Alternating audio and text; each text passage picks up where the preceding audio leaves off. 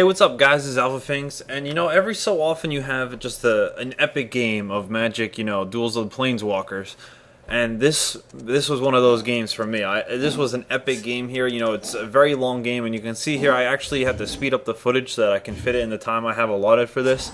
So I hope you guys don't mind. I thought it would be better so that you could actually see how I got to the part at the end, and what happens at the end was very interesting. So I wanted to make sure, I had everything in here, and that's why it's sped up a little bit. But see, we can see here, I kept this hand because I had the followed footsteps, and I was pretty excited. I was like, oh, this is an awesome hand. I love this card. I'm gonna win. And I'm playing against a life gain deck here, and of course, I don't have anything to do damage early on, so he's gonna be gaining some life, and I'm gonna have no solutions for that, right? So I'm trying to, hopefully I'm thinking, oh, he's going to get out some card, and I'll just follow his footsteps on it, and keep copying them, and that'll be my attack, right? Because I don't really have any creatures going on right now. The bad thing is that, the life gain deck and the Crosswinds deck are both, here I return that to his hand because, then it negates the enchantment, and he has to cast it again, so he couldn't attack that turn. Not that it mattered because I could block up my wall, but still. So yeah, so it's not good to get into late game with either of these decks when you're playing against them because that's when they're the strongest, right? So here I'm like, you know what, I have nothing going on. I put the followed footsteps on his 1/1 so that I can keep, getting a 1/1 creature every turn. And he has the stupid destroy target enchantment divine offering thing. Gains 4 life, kills my enchantment, my whole strategy of how to win the game. And now I'm like, alright, what do I do now? Now he's got 2 creatures. His guy's a 6/6, and I mean I can stop his one guy. That's why he's not attacking. But I don't have anything else. And of course I draw the Kraken when I never need him. I always draw him, so I toss that out. I can block his 2/2 now, but he's still gonna gain life. Then he gets his little elephant dude out, right? So every time he gains life now, he's gonna gain double the life. So he should have attacked there. He made a little mistake, but that's all right. I do get a time warp and the Aeromancer guy that I can Archaeomancer that I can bring him back to my hand. But he's just got so many creatures, and I have none that have any power at all to defeat any of his guys. So playing really defensively here, just trying to stay in the game. Meanwhile, he's gaining all this ridiculous amount of life here, and it's very difficult to come back with the deck I have because I luckily I got the Panoptic Mirror, and once I can I want to play the Time Warp on my upkeep, right? And guess what happens? Another Divine Offering. First of all, who has both of those? Like, who has so many of those in their deck that they can just, pull them all the time? And who draws them both, like, in the game like this? Like, that's never happened to me before where he gets both of those. Like, I would have, if it got to my turn, I would have put a Time Warp on it, and I would have won the game because I could just have infinite turns. But he managed to just get a really lucky draw there, and he killed my artifact. So here, I'm in a trouble spot here. I do have a Time Warp. I can copy it with the other blue card, and then I can bring it back from the graveyard to my hand. So I can get a lot of turns here, but it's not going to do me any good if I don't have any creatures on the board, right? And meanwhile, he's swinging in with 5 guys here. So I'm down to 12 life. Still waiting for some kind of a creature that can hold off the attack. I got a Repulse to set him back a couple turns, but it doesn't really, give me any defense still. And he is just gaining life like crazy. And now that he got the Johnny guy out, it's gonna, every time one of his dudes attacks me and he gains life off of it, that guy's gonna get pumped up, So he's got a lot of guys out there. And I'm just gonna return one of these to his hand so that I won't take as much damage. And the whole thing is I want to draw a card. I need to get some kind of a creature. I need something that I can defend myself with here. Down to 9 life now. He's at 82, 84 life, and his dude's getting pumped up. More life gain guys out there, lifelink. So it's very difficult, and of course I draw another Kraken. So I'm beginning to think, what did somebody trick me and take all the creatures out of this deck?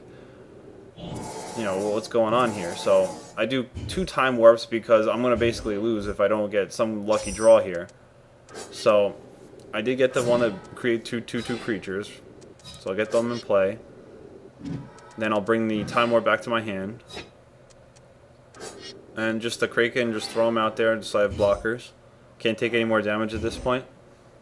And I get another turn from the copy, and then I'll play the Time Warp again. So I'm getting a lot of extra turns here, but it's not helping me because I don't really have that much on the board. I'm just going to attack here since he can't do anything about it. So I get some damage in there. You know, he doesn't have to be at 92 life. Well, now I can play this one again. I put two creatures in play again. So now I have some dudes on the board here. Now I have him a little nervous. You know, he's like, does he attack or does he hold back? You know, he doesn't want to lose all his guys. So let's see what he does here. He's also, you know, he's just gaining so much life every turn. I do have, you know, spells and I have stuff I can deal with it. I just got to be able to get a good draw, you know. Now that one's not going to do any damage because I have my Fog Bank. Alright, here we go. So I got the Azure Mage and I can draw cards off of this. Like there. So I got plenty of mana. I never had so much mana in my life. Look at this. So now I can just keep drawing cards. Hopefully I can get something I can actually use to, you know, give me an advantage in the game. Because right now we're at a bit of a stalemate. You see, he doesn't want to attack there. He doesn't want to lose his guys. And I draw another Time Warp. I don't want to play this until I have some kind of advantage with it. Ooh. Alright, so he plays that, but he doesn't realize I have the Spiketail Hatchling. If I let that resolve, he would have won the game, because he has more than 40 life. So I had to play that to stop it. Just keep drawing cards here. Get out my Kraken. Yes, it's pumping its guy, but I can still block with the Fog Bank. As long as he doesn't have a Swords to Plowshares or something, then I should be alright. Or the Chastise, but it doesn't attack, you know. Now he just doubled his life total with the Beacon. I keep drawing cards, you know. I gotta get something into play. He's got so much life now. He doesn't worry, you know. He doesn't have to worry about me attacking him. He's just got to figure out how he can get through all my blockers now, because I have a lot of guys in play. And look at how much mana I have. I have every mana in this stupid deck in my hand, and I don't have any of my creatures. I know I have some kind of creature in here that can do some damage. Like, where are they? Just keep drawing. That card doesn't help. Don't want to give his flyers any extra power. So this one, I actually got, you know, now I can look at the top of my deck here. Play the Sea Beyond. I'm just trying to cycle through my deck and get some cards that I can do something with. I do have the Time Warp. And I want to be able to get like a Repulse, maybe return the Archeo Monster to my hand and then be able to play the Time Warp again. Got plenty of counter spells now, so if he has a Day of Judgment or something, I can always use them on that. Just keep drawing cards, keep getting guys in play. That's what I gotta do. So now I have plenty of 2/2 flyers, and I got my Sphinx out, which is the biggest creature I have in the deck. But I still can't do much because he has, you know, 366 life. 366 life. And now he just put a Recumbent Bliss on my guy that, you know, my Fog Bank that can't take any damage. So that's not a good thing, but, you know. And I'm going to bring the Time Warp to my hand, so I have 2 Time Warps again. So I'm trying to set up here where I can get in there with a whole bunch of damage and then just keep doing Time Warps. And Rite of Replication on the top of my deck. So that's what I was waiting for, is, you know, something like that could really turn the tide. And I have so much mana now, I can play it for all the mana, right? Now the question is, what do I play it on, right? And I just got 2 Rite of Replications right there. So I have all this mana. I'm trying to figure out now, you know, what's the best thing to copy on this. And you know what? I need to gain some life so that I can't, you know, I can attack and still swing in. So I'll copy, you know, I'll copy the Baneslayer Angel, which has lifelink, and it's a 5/5 for a strike. So that's pretty much the best card that's on the board right now. And I can cancel, I can mana leak these, but let's do a mana leak. Just want him to waste his mana, because it doesn't really matter at this point. And the mana leak, you know, it's not going to help me out. Just want to make sure it doesn't get out some huge creature. And I have another Rite of Replication here. Now the question is, you know, do I play this and then the Time Warps, or do I wait a turn? So I'm going to copy the same Baneslayer Angel again. It's still the best creature in play. And they're all getting, you know, +2, +0 because they're flying creatures because of my enchantment, right? So now they're 7/5s, right? So now I have, like, what is that, 10 of those, and my 3/3 Sphinx that's flying. I gotta cancel his spell here, or mana leak it rather. Don't want him chastising any of my guys. He now has 404 life though, which I'm just beating down a little bit. Alright, so now I'm actually doing some damage, but as you can see, you know, it doesn't seem like it's doing much. But then I get a bribery, so let's take out, you know, what does he have in his deck? I thought he was going to have a Serra Avatar or something, but of course he's only got small creatures. So I just have to toss in, you know, a 6/6 flyer instead of, you know, the Serra Avatar, which would have been sick. Attack with all my guys again, and I still have the Time Warp in my hand, which he does not know.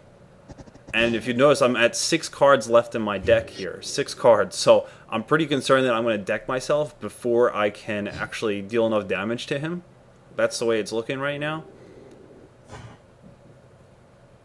And he's not really blocking because he knows he has so much life. He's thinking that he can actually take a lot of the damage. And, you know, at this point, I think I was actually talking to him on the mic. You know, we were messing around because it was kind of ridiculous, you know, when he killed the Panoptic Mirror and everything. So I cast draw a card. I wanted to see what else I had in my deck. Maybe if I could copy the Time Warp somehow. But now I'm down to 4 cards, right? Put out the Tolerance so I get more 2/2 flyers in play. But I need something, like, I feel like I need something to, you know, play another Time Warp. What am I going to do here? You know, I can't, I'm running out of turns. Down to 3 cards in my library. I forgot to attack with my 6/6 there. There's just so many guys on the board, it's hard to click on all of them. So now, you know, look at his life total. He's still, you know, he's still way up there, but I'm dealing him a ton of damage every turn. And he's not blocking because he's like, you know, I have so much life, it doesn't matter. This kid's going to deck himself, right? And of course I play C Beyond just because I want to see what else I got left. Fog Bank, you know, and a land, and I don't want to, like, I don't know, 142 damage is a lot of damage to do in a couple of turns here, and I don't really need to cancel this stuff at this point. Unless he had a Day of Judgment, I don't need to cancel it. So that was my last card. So next turn I lose, right? So this guy, I'm talking to him on the mic, and he's happy because, you know, he pretty much understands that I'm gonna lose next turn, you know, when I get decked. So he doesn't even block here, right? Which is his biggest fatal flaw that he made the whole game, right? He doesn't block here because he's cocky and he knows he's going to win, right? You just see his life now, you know, he's 37 life. So he thinks he's in the clear, right? He's still got over 20 life, you know, and I have no cards left. And I'm trying to figure out desperately, like, what to do here. But then I remember something. I do have one trick up my sleeve, right? So it's his turn. He's ready for his victory, right? And he plays the land. You know, does he attack? Why attack when I'm just gonna win, right? Or when he's just gonna win? But really, you know, I always win. So let's see what I do here. I forgot I had the Sphinx card, right? You return that to your library by playing 1 blue mana, right? So I toss that back in my library, bring it into my hand. That prevents me from losing the game, from decking myself, right? And now I can attack with all these, you know, 10 Baneslayer Angels, a 6/6, these 2/2s, everything. Just throw it all at him. I have no idea how much damage I'm going to deal. This is my last stand. You know, I'm throwing everything I got. Storming the beaches here. I don't know how much damage I'm going to deal him. He's got all these guys that can gain life here. So I don't know, you know, I didn't do the math on this. I was just hoping for the best, right? So see how this all adds up. You know, he's trying to figure out. Now he realizes he made a huge mistake and didn't attack me here. Or didn't block the other turn, rather, and now he's trying to figure out, you know, how can he save this? He's got no cards in his hand, no tricks up his sleeve, and he's just gonna have to take this damage here. So he's trying to block with everything he's got here. He's trying to figure out, you know, well, I mean, he's always blocking all the 7/5s and everything, but he's trying to figure out if he can still pull this out, or, you know, if he's done here too as well. So I didn't even add up all this damage. I don't know what's going to happen here. I'm just hoping that I'm dealing, you know, a ton of damage. I mean, I have so many attackers here. I'm like, how can he survive this, right? So look at it. Down to -0. What, he's down. I should win right now, right? That's what I was thinking, right? Like, I won. I was like, you know, I stand up. I was like, yes. And then all of a sudden, you know, I'm like, wait, why are there still damage effects going on? What's up? Oh, wait, he just went up back to 6 life. And I was like, great, I just lost because, you know, he's got all these guys that gain life, right? But then I realized, you know, I still have a ton of other guys that deal damage here. So I'm just going through that, and he's already at negative life here. So I realized, yes, the victory.